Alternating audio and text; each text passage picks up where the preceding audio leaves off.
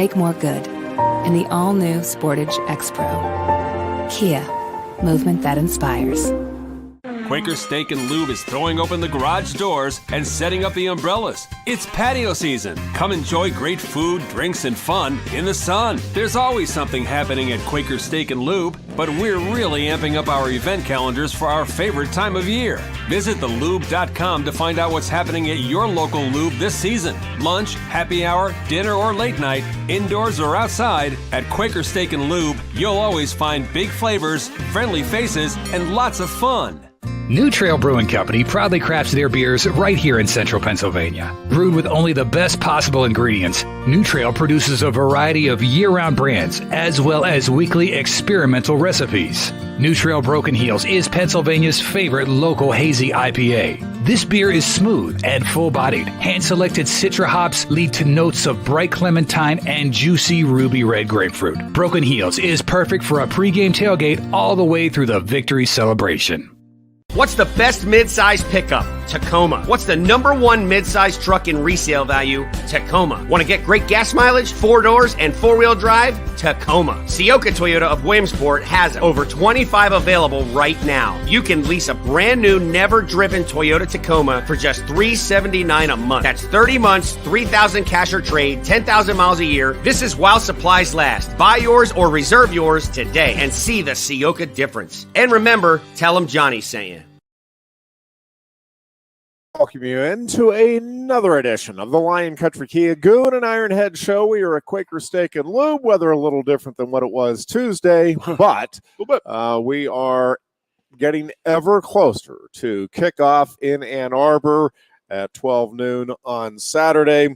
And let's listen a little bit to Steve Jones' show on the way in, Goon. And I was just looking up because I knew the gist of the schedule, but they were talking about the importance, and I do think that getting off to a good start is important when you're on the road in a big game like this.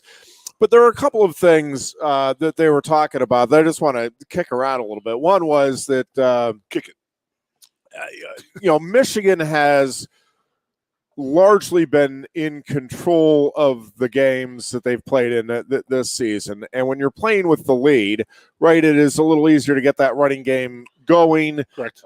And feel comfortable on both sides of the ball. The play action works once that running game is going, the whole bit. And so one of the things that they were discussing was that, hey, you got to try to get out to a quick start.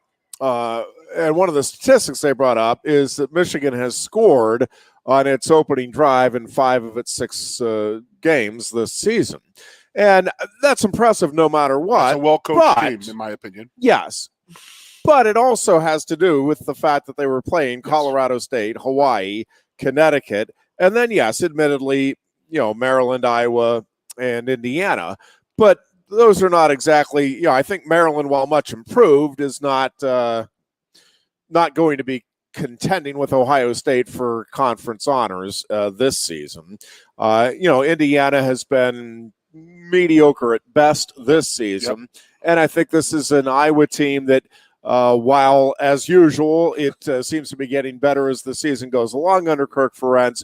This is not one of the, top teams that Ferentz has put out there. So, and then the other stat was that in 4 of the 6 wins that Michigan has this season, they have also scored on their opening possession of the second half. Jeez. The point being that they've made good adjustments. But again in 4 of those games, for sure, but in 4 of those games, you would expect any team. Now, that doesn't, there's no question. I think there are just, to me, so many similarities here between Penn State and Michigan, because I do think that a lot of people, yours truly at the top of that list, expected Michigan's defense to drop off a bit this season.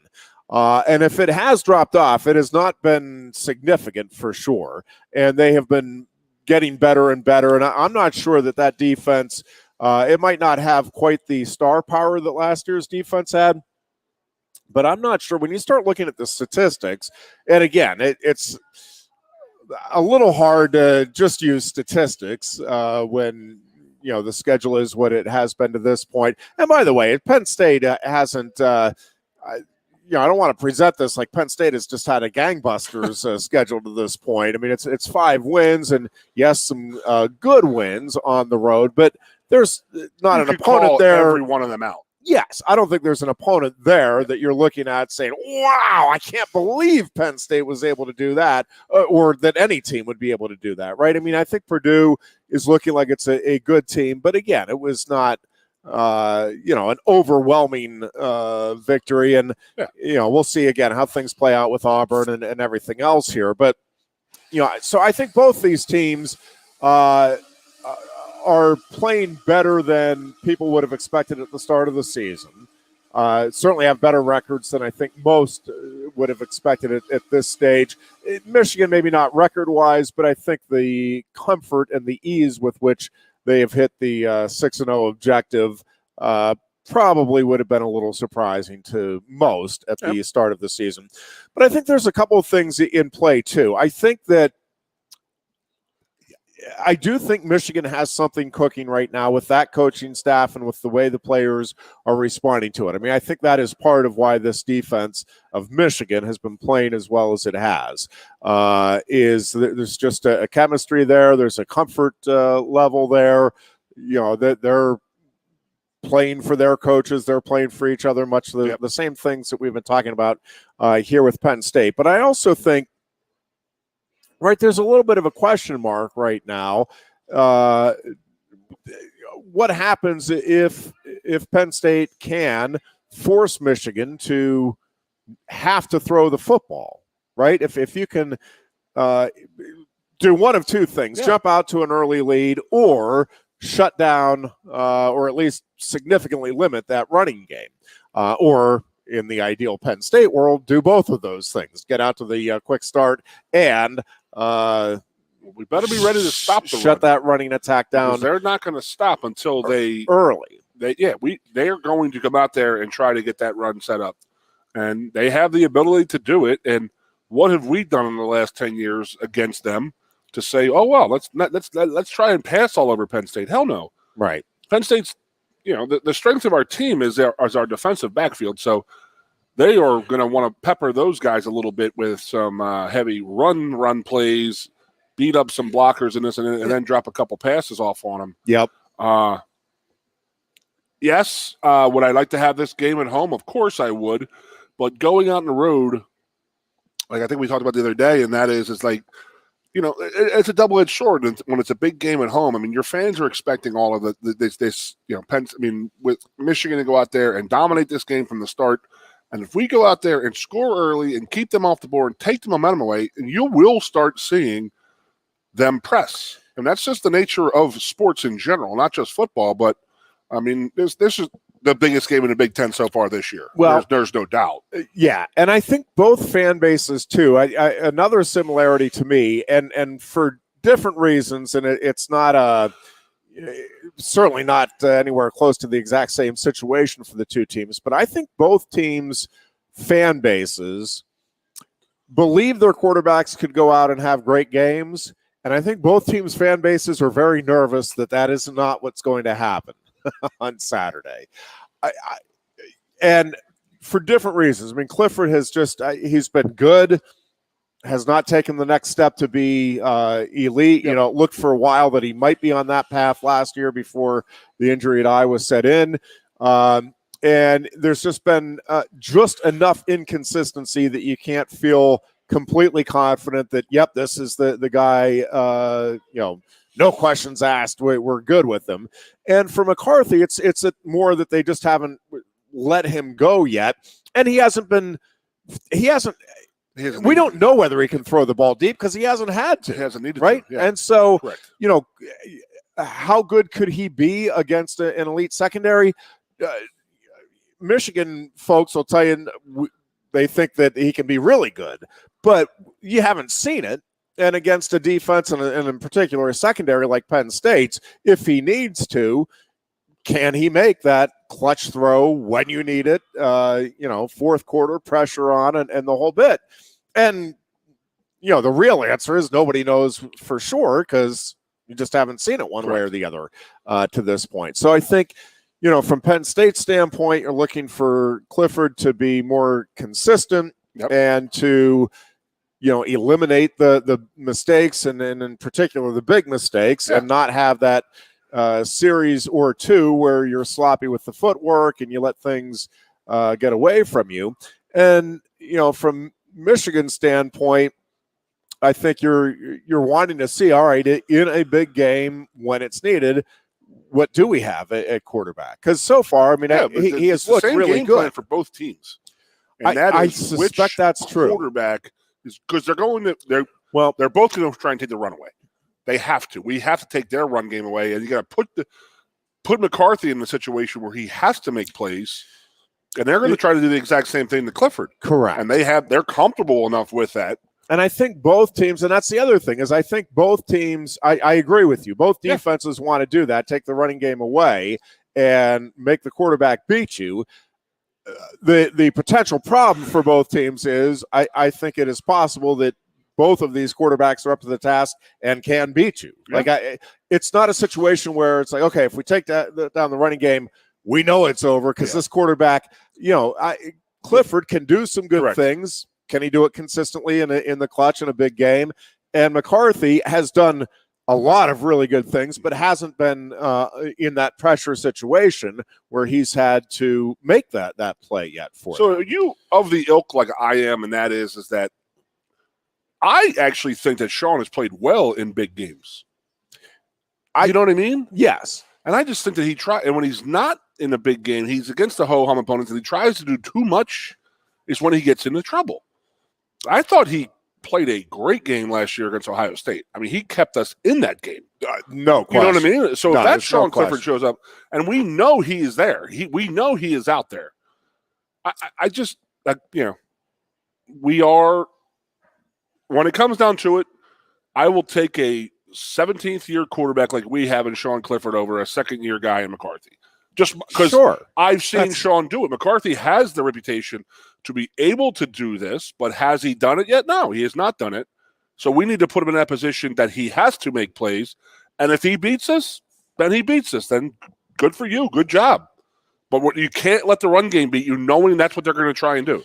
And I think that's the easiest. I mean, nothing's easy in football, but the easiest thing to do as a defensive coordinator is stop a one-faceted team. Right. That's the easiest thing to do. It's the teams that can run and pass, and I think that we can be one of them. I really, really do. I mean, I keep on telling you my horns are freaking large on this team because I'm bullish as hell about these guys, but I know it's a lot of people they're sitting back and waiting for it. They want to see, show me. And I can completely agree with that, and I'm on board with that too, but I like where we're at. I really do. Yeah, no, I do too. I think there's a couple of things. Having nightmares over here. Text me that. It's like, I had a nightmare. I want to talk about it. Well, there are a couple of other things that I'm curious about. And I guess excited, but also maybe a little apprehensive and nervous about. So we've talked a good bit, and as everybody who follows Penn State football has about the bye week and what does Penn State look like. Well, one of the things that we're talking about, you need to get off to a good start. You've had 2 weeks to get this opening drive plan together. Now, I'm not sitting here telling you, so let me be clear. I'm not sitting here telling you that if Penn State goes 3-out on the opening series, but, man, it is going to be disappointing. It's going to be a war. Right? There's no doubt about it, man. But it is going to be disappointing if you don't see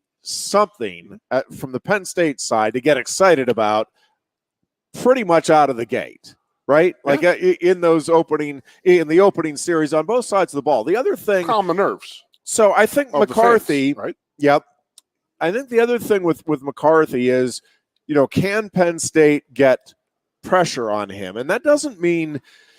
I don't know about you, Goon. I was expecting Penn State has been aggressive defensively, but this is not like a blitz-happy defense by any stretch, to this point anyway, of the season. And I really thought, and this is not a complaint, I thought we would see a lot more blitzing through the first 5 games than we have. They've been pretty select about when they try to bring people. Are we getting there with 4? So, well, this is the thing. So it's just going to be fascinating to me to see what Penn State's approach is here defensively, and in particular, if and when you get Michigan into throwing downs, right? If you can limit that running game and you get them to a 3rd and 7 or 3rd and 8 situation, what do you do?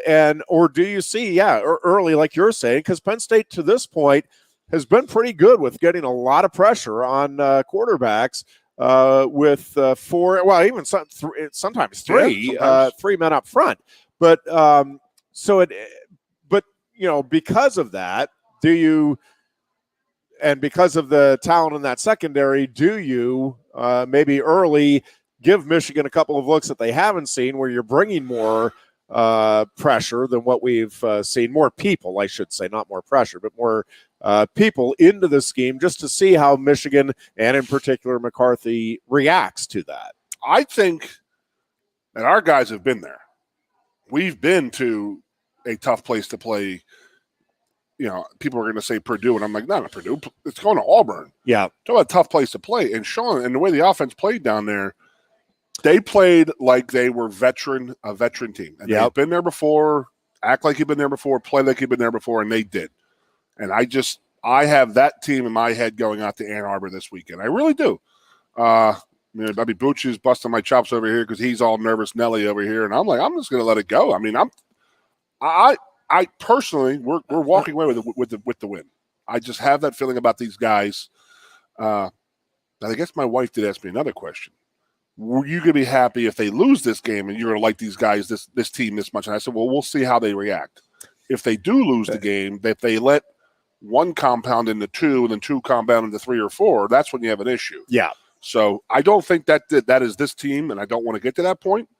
My personal opinion is I really, really like this team, and I really, really like this game out there. I think our guys got a lot of you-know-whats. Our quarterbacks got a lot of you-know-whats, and they're well-led. They're well-coached. Again, a second year with the offensive coordinator. I think they got it rolling pretty good. So I got to tell you a quick Goon story about talking about the opening plays of a drive of a game, and I said that's the mark of a good team. So we were in 94, 95. My whole career here was scripted 25 plays. Yeah, and you go down the script, but then if it's 3rd and 11, you go to the 3rd and 11 play. You just don't run the 3rd play you have there. Right. So I don't know if you know this or not, but in 94 that we were such cocky bastards that we just went reverse. So we went from 20 plays to 1 when the third quarter opened up. He said we'll just run the whole script backwards. Nice. Is that cocky, conceited, and is that arrogant, or just like I don't feel like you're up 35 points? Yeah, I don't feel like thinking about plays. I'm just going to call plays. So just reverse it down, and we did that more than it was probably 4, 5, 6 times that we did that. And I would love to be able to do that on Saturday. Yeah, that'd be fun. Yeah, buddy. So I mean, what are you feeling? I mean, you look at me. I mean, you see that I'm pretty jacked up. Yeah, I have been all year. I've been very bullish about these guys. I can't believe Booch taught me that word, and I come here and he's acting like a freaking. No, I'm excited about the game. I want to see. There are a lot of question marks for me on both sides. I want to see how Michigan responds to some things if Penn State puts them into the position, and obviously I'd like to see that. But I'm not overly like I said earlier that I think you want to get pressure on McCarthy and you want to see how Michigan reacts. It's not like I'm sitting there looking at it saying, okay, well, if that happens, then forget about it. Michigan's done. Because I think it is very possible that this guy is a next level talent and gets the job done, and this is his coming out party. I think that, yes, I think that is one of many possible scenarios here. I also think, right or wrong, and I had people texting me this week on the Franklin's record against top 10 teams. I'm like, well, I think it's within a game of Harbaugh's record against top 10 teams. Like and it's what most coaches are. There's probably 10 coaches, if that, out there that have winning records in top 10 matchups. And, of the 10, probably half of them have only had a handful. And half of them inherited hella won. teams.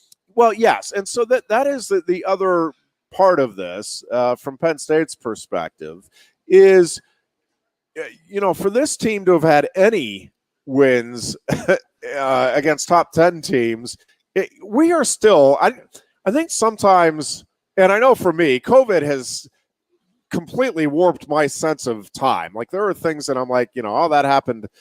And in both ways, I'm like, that was 2 years ago. They're like, no, that was a decade ago. And then there's stuff that I'm like, that was forever ago. They're like, well, no. Booch, what year was that? It's 2007. I'm like, what? But we are 10 years removed from all hell breaking loose here at Penn State. It is a decade. There were many people. I mean, the overwhelming, and I get sanctions got reduced and all of that. I understand. But I am telling you, there were people saying that it would be a decade until Penn State could even possibly think about being a decent football program again. And instead, we're sitting here debating whether Penn State can get to elite status or whether it's just going to be pretty good or whether they can be great consistently. I mean, that is a heck of a conversation for Penn State to be having a decade removed from, the hellacious NCAA decision. So, a little perspective probably would be good in that regard. And listen, it's just like these people that, coaches that haven't won playoff games in the NFL or have only won a couple over the, 5 years or 8 years or whatever it is. It's like, well, yeah, part of that is because it's really hard to do. Like teams are ranked in the top 10 for a reason, usually. And usually it's because they're really good football teams.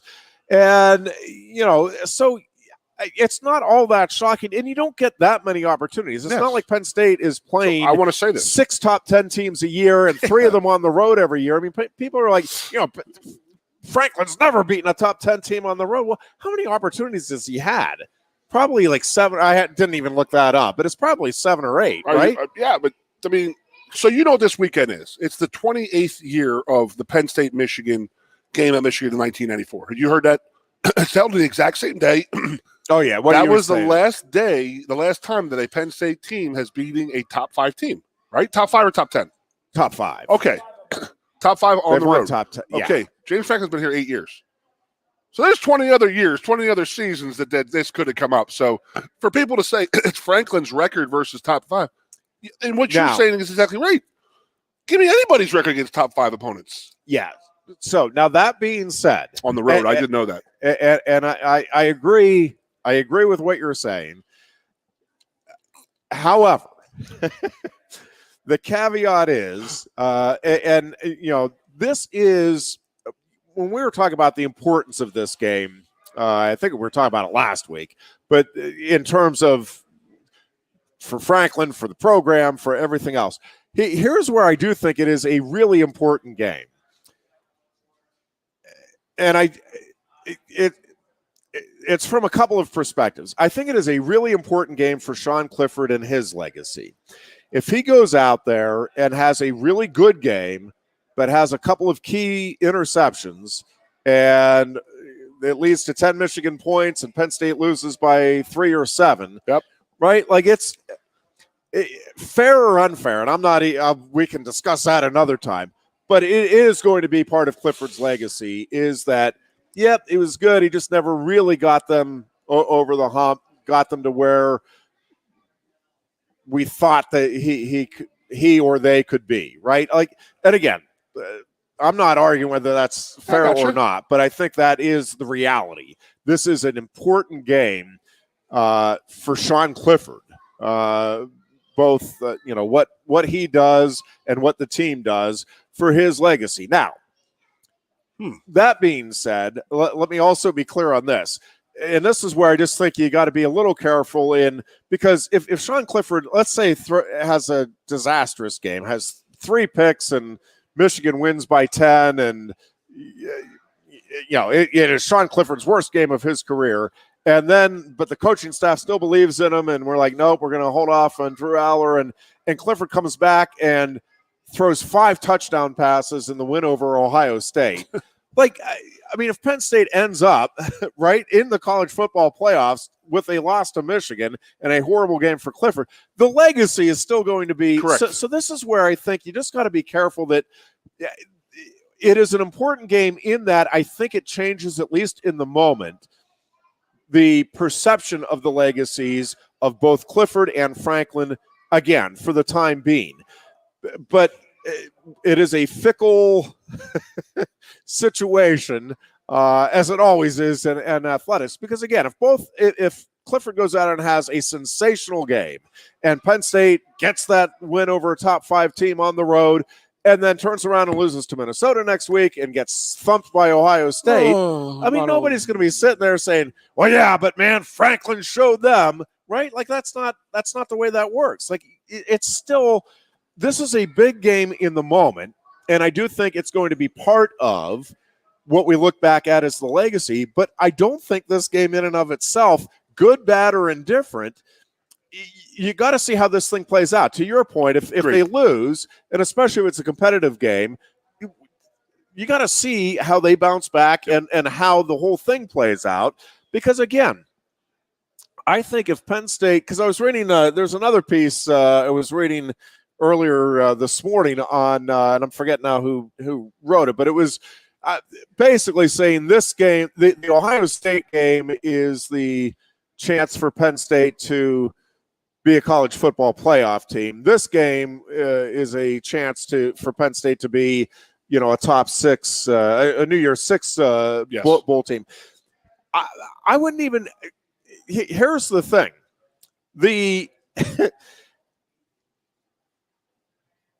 if Penn State loses to both Michigan and Ohio State and wins everything else, and they are both close competitive games, Penn State still is a New Year's 16. Correct. I mean, they just are. And again, you can argue whether or not they should be, but they will be if they win everything else. If this team's 10-2 with competitive losses at Michigan and home with Ohio State, and especially if Ohio State goes undefeated, people's memories are bullshit.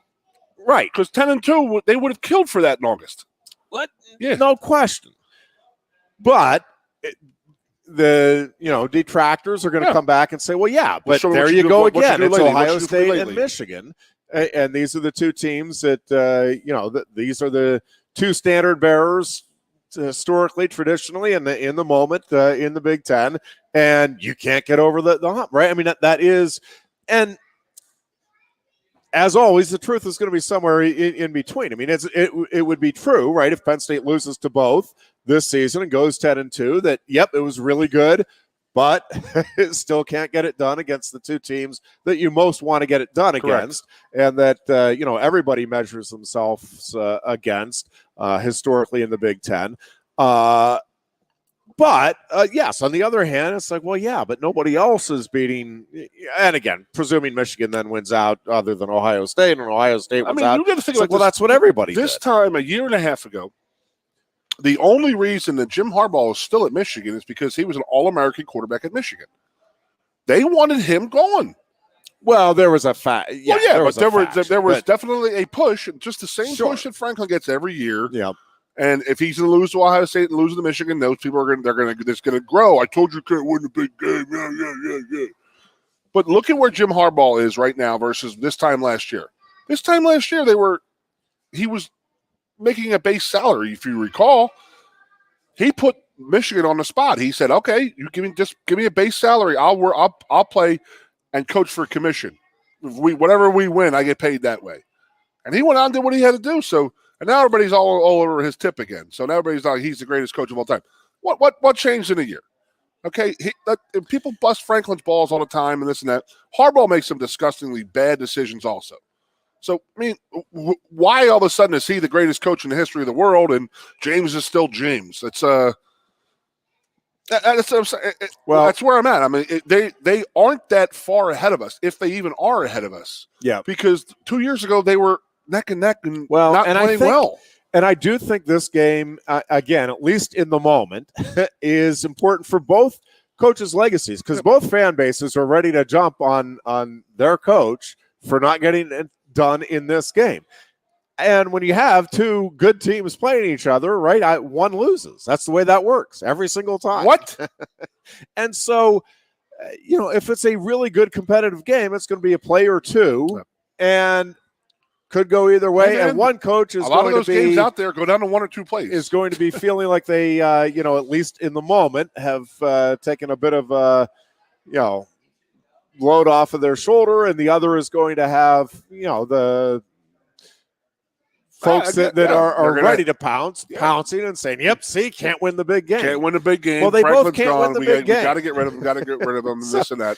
So Harbaugh bought himself a couple more years with the playoffs. Well, yeah, but his overall record still like Franklin against Franklin's record against Michigan, Michigan State, Ohio State, and Harbaugh's record against Michigan State, Ohio State, and Penn State. They're both not great, right? And that's just the usually reality. I don't get like fanboy. I really don't get like all jacked up and juiced up and nervous before. I mean, I'm not gonna lie to you. I'm not gonna sleep Friday night. I swear to God, I'm that stoked for this game. I swear to God. Booch is having nightmares about it. I'm having like good dreams about it. Booch is over at his house crying, balled up in a corner, crying his eyes out. We're gonna lose. We're gonna lose. Well, part of it is I can't wait for you to call me Saturday afternoon. Well, I think part of it is also in terms of how this game plays out, because it, like everything in life, perspective is a big part of it. And I think both these teams, from what I'm reading, and obviously I'm not in either locker room, I don't cover either team anymore in terms of the Daily Beat or anything. But in everything I'm reading, I think both these teams and coaching staffs and players are taking the right approach in not – I don't think either team is going into this with, oh, my God, we got to win this or our season's a bust. I think they're both looking at it as, man, we have an opportunity. What an opportunity we have to play another team with a great reputation. Good resume builder. A lot on the line, right? Yeah, and I think that's – I do think that is the right way, and I think both teams are doing it. I don't think there's and truthfully, for as much pressure and as much as I think this is a big game, the truth is, again, I don't think either of these teams are Penn State was not ranked in the top 25 right at the start of the season. As you said, if this team goes 10-2 with competitive losses to Michigan and Ohio State, you'd be very hard pressed to find many, if any, that would not say that was a successful season. For Michigan, coming off of the season they had a year ago, and with the defensive losses they had, again, same thing. If Michigan loses, even at home, it loses a tough game to Penn State, and especially if Penn State goes on and does go 11-1 or 12-0. And even if Michigan loses to Ohio State, you'd be hard-pressed to qualify this season as anything but successful for Michigan, right? I mean, Correct. I think either of these teams getting to 10-2, winning or losing this game Saturday, so I don't think there's a tremendous amount of pressure that, either coach or team or program is feeling that, my God, this is a must-win situation. We lose this, and the world is going to collapse around us. It's the next rung on the ladder is what we used to call with Joe. That's just the next step you got to take on that ladder on the way up. I mean, you can't win a Big Ten title if you don't beat Michigan and Michigan. But you can. I mean, obviously, it's not the end of the world if they lose out there this week. It would be what you just said. It would be a good win for James Franklin to get before he takes the Carolina Panthers job and leaves Happy Valley. I don't think they're going to go the college route. I don't think that the Panthers are going to go that route. Oh, my think that is a God, fairly did you safe see bet. the buyout? For Roll? Matt. Yes.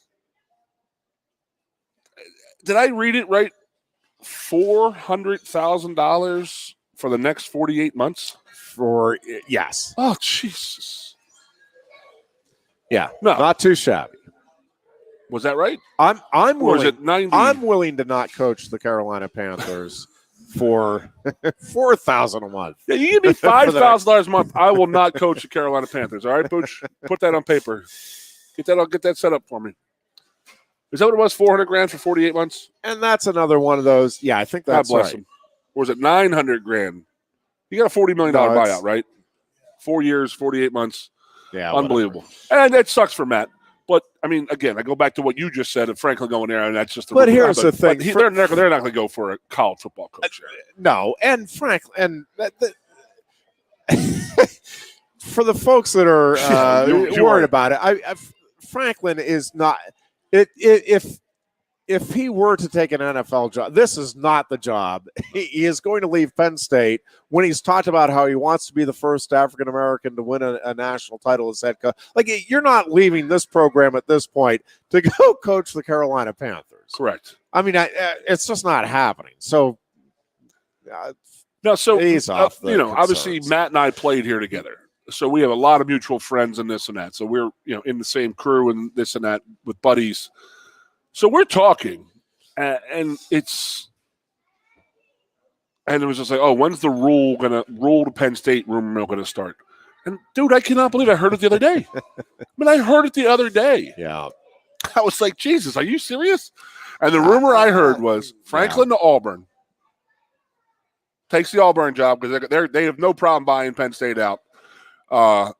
They don't care about any kind of buyouts. It's not their thing. And then Rule, Auburn, and then Rule comes to Penn State, and I'm like, dude, fuck it.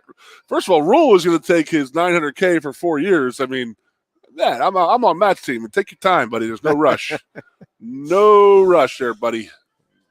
But I can't believe it. Somebody was like, "When's this?" And they're like, "Well, wait till the first game's." They haven't even lost a game, and they're already trying to talk about scenarios of James leaving and stuff like that. So. And you know what? I had to blow somebody's mind the other day. Somebody was like, "Oh man, $80 million or $40 million, whatever the hell they gave James, $75 million." I said to him, and I said, "Dude, hear me out here. What is Penn State's operating budget for Penn State in Pennsylvania and the Commonwealth campuses? It is over $8 billion. So if the football program spends $200 million, yeah, that is a blip." It is a pimple, as my father would say, a pimple on a bull's ass.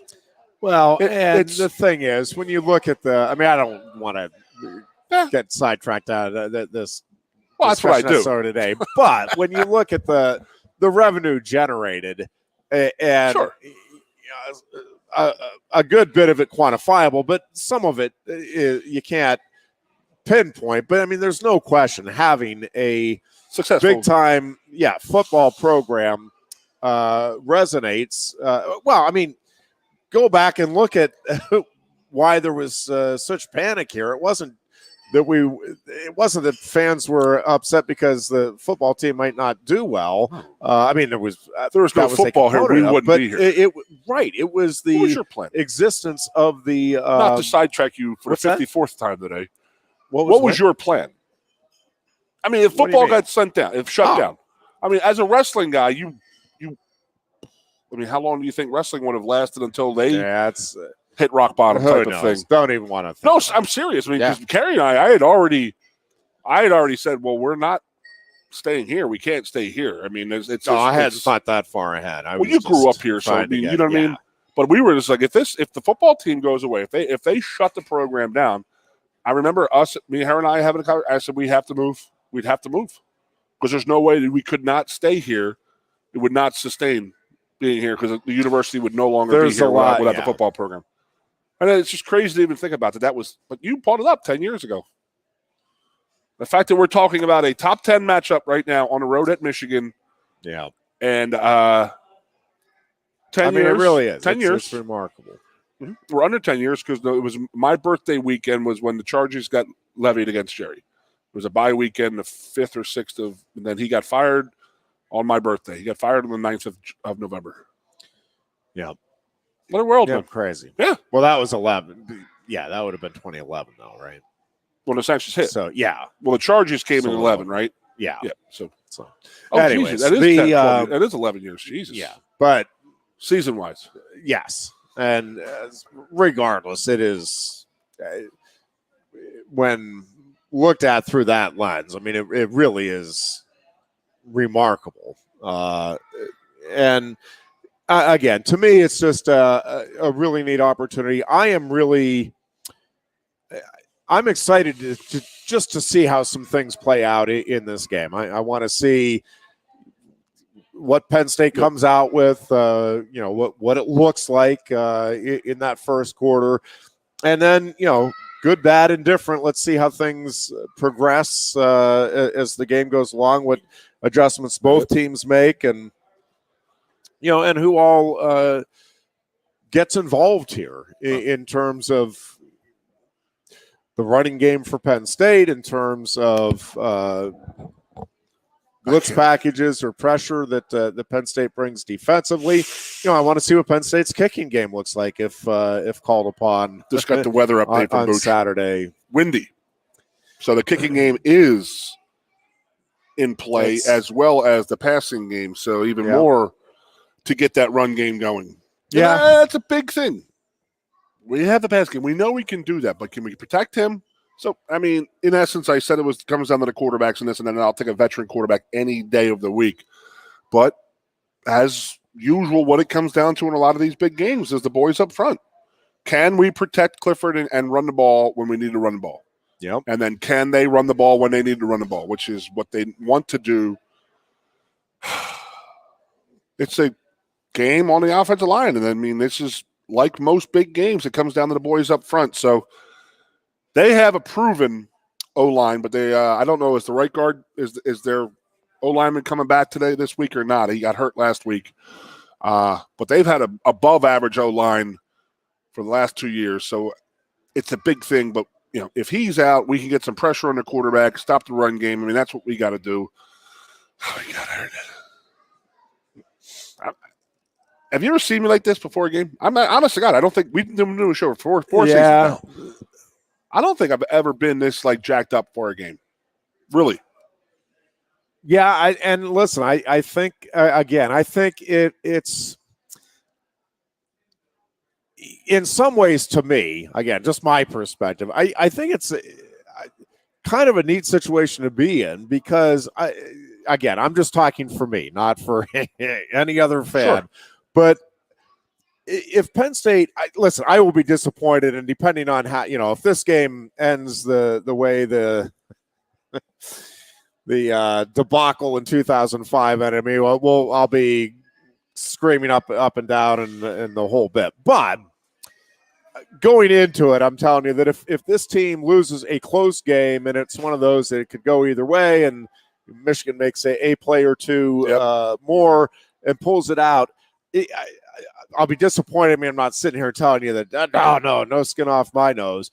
But I'm going to look at the rest of the season and the opportunities that are here. And again, if Penn State, big if, but if they lose this game and turn around and win everything but Ohio State and then win the bowl game,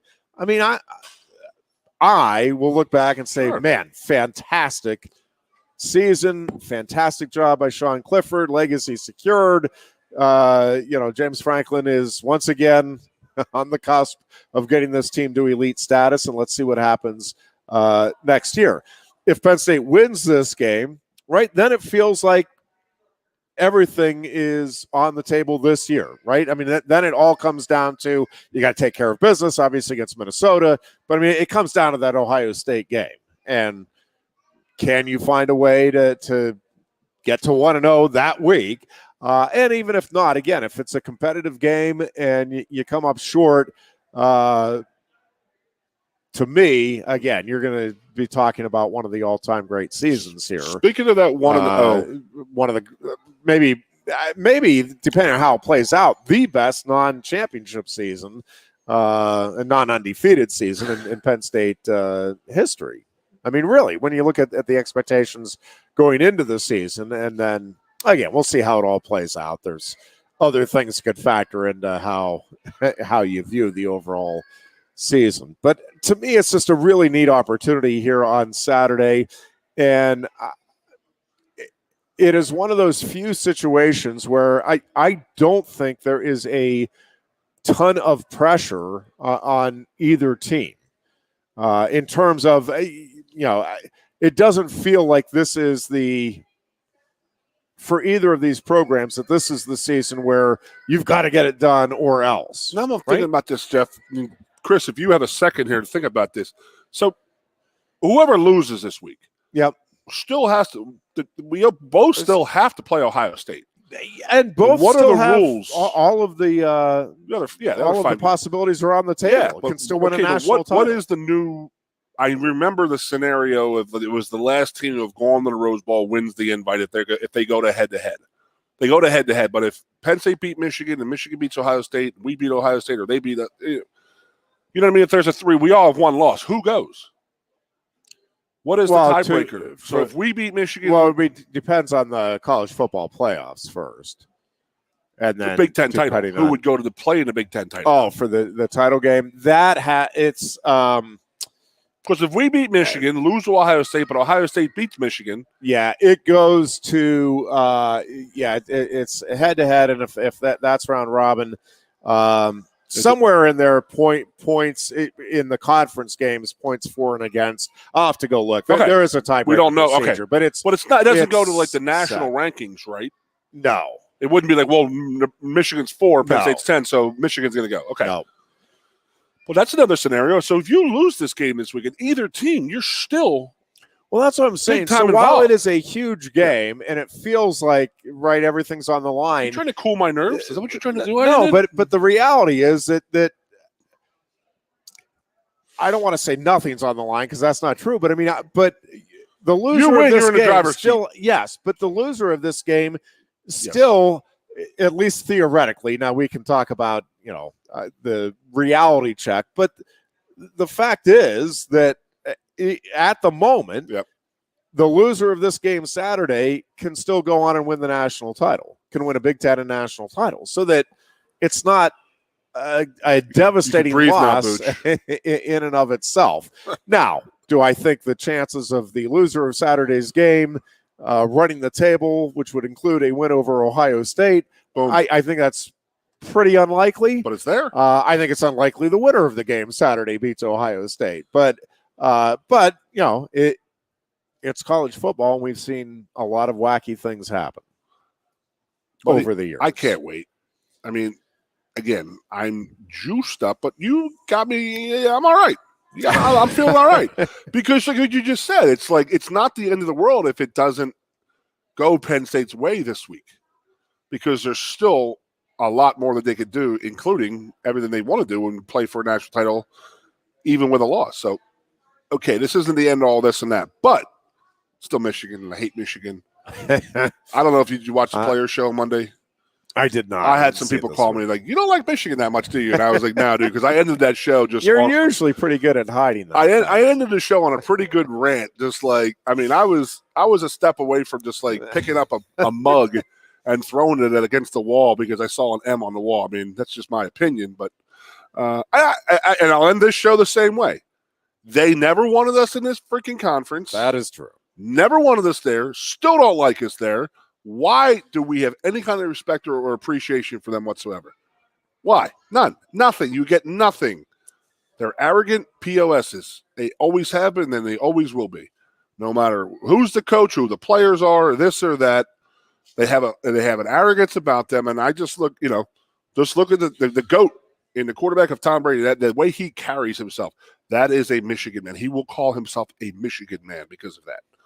And I also hate the fact that Ohio State, Michigan State, and Michigan all have had sexual stuff come up, law stuff come up, and we're the only ones who literally, they try to burn us to the ground. And there are people out there who have no idea what the hell I just said. And it just blows my freaking mind because you watch the Big Ten Network. It constantly talks about Michigan. Yeah. It's like the NFL. It's like the ESPN. They can't go a day without talking about Aaron Rodgers and LeBron James. The Big Ten Network can't go an hour without mentioning Michigan or Jim Harbaugh. So F them. Well, there you have it. Real quick. Time, Rachel. Yes. Your thoughts. A couple of other things going on in the sports world. Your thoughts on the Phillies now finishing up I didn't know that.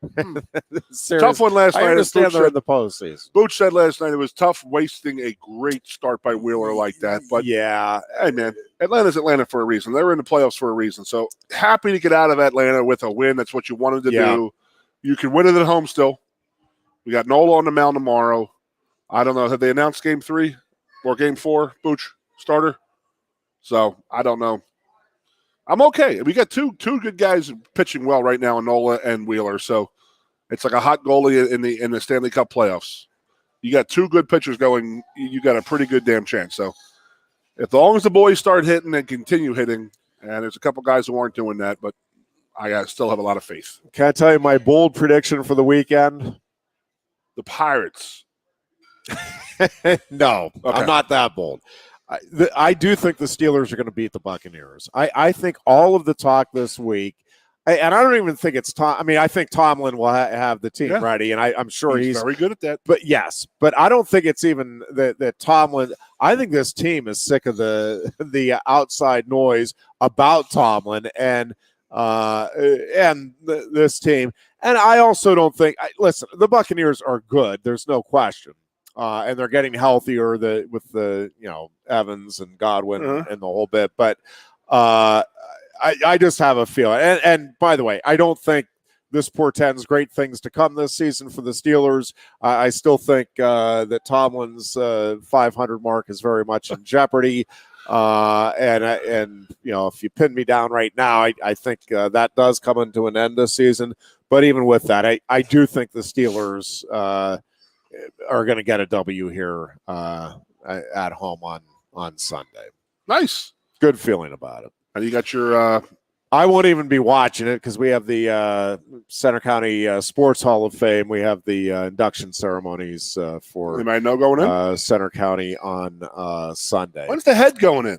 Probably. I don't think anytime soon. The raspy, beautiful raspy voice. We do have a great group going in on Sunday. Who do the Eagles have this week?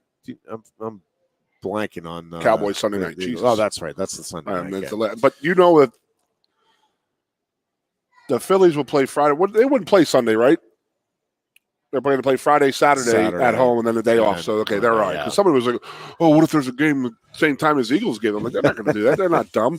And the MLB canceled the Yankees game already tonight because of rain, but I don't know why they would even attempt to go up against even though it's the Washington Commanders versus the Chicago Bears, it will still outdraw a Goon. Anything can happen when the Commanders and Bears get together. And I do mean anything.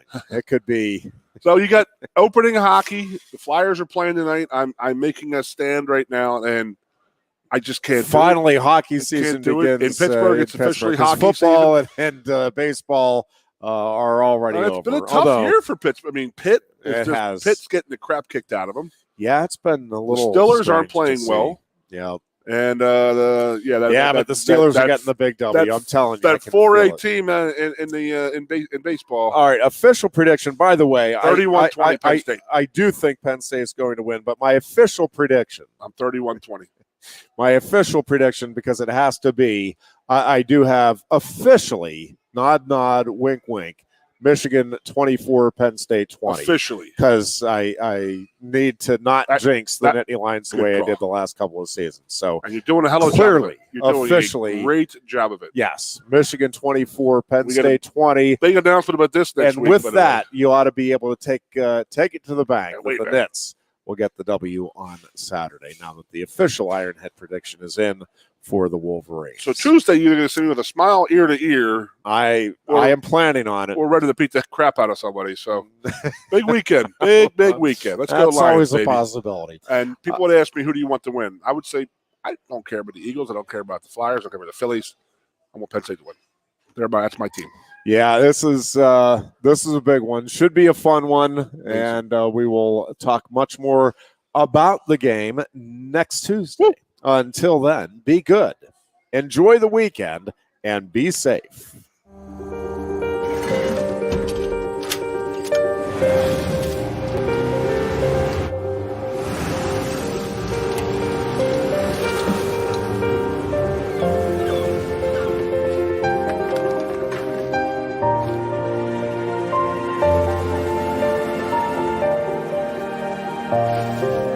Make more good in the all-new Sportage X Pro. Kia, movement that inspires. Quaker Steak and Lube is throwing open the garage doors and setting up the umbrellas. It's patio season. Come enjoy great food, drinks, and fun in the sun. There's always something happening at Quaker Steak and Lube, but we're really amping up our event calendars for our favorite time of year. Visit thelube.com to find out what's happening at your local lube this season. Lunch, happy hour, dinner, or late night, indoors or outside, at Quaker Steak and Lube, you'll always find big flavors, friendly faces, and lots of fun. New Trail Brewing Company proudly crafts their beers right here in central Pennsylvania. Brewed with only the best possible ingredients, New Trail produces a variety of year-round brands as well as weekly experimental recipes. New Trail Broken Heels is Pennsylvania's favorite local hazy IPA. This beer is smooth and full-bodied. Hand-selected Citra hops lead to notes of bright clementine and juicy ruby red grapefruit. Broken Heels is perfect for a pregame tailgate all the way through the victory celebration.